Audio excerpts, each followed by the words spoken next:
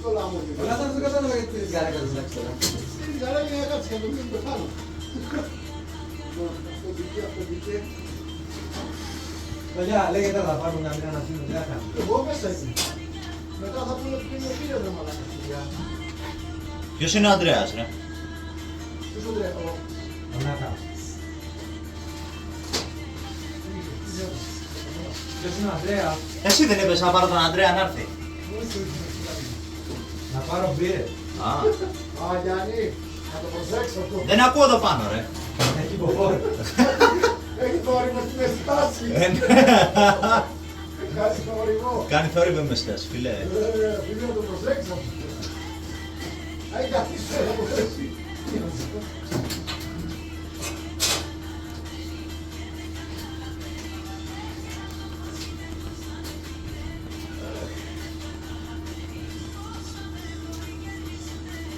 Ζήλεψες, πήγες τα καφάκια εδώ, εσύ. Ποια? Πήγες τα καφάκια, έχεις ζηλέψει. Τα καφάκια που βρήκες μέσα το Σάββατο. Α, για την πύρα. Αφού τα έλεγα το πέτρα και δεν λέει κουτάνε, του λέω να είναι πύρα. Δεν φταίω εγώ. Να ξεσκάμε τον Κώστα το πρωί και βλέπω τα καλά και λέω τι έγινε, τι είναι αυτά. Χαπάρι. Είναι χαπάρι και μένω πάνω να κάνω το Όχι, Κάτι να πέταγα έτσι. Δεν φταίω έτσι. Θα μαζέψω εμείς, εντάξει. Μπορεί να βρισκόταν και Μαλάκα, κάτι σπίτι. μία παλέτα πήγε στο πράγμα. Το ξέρω.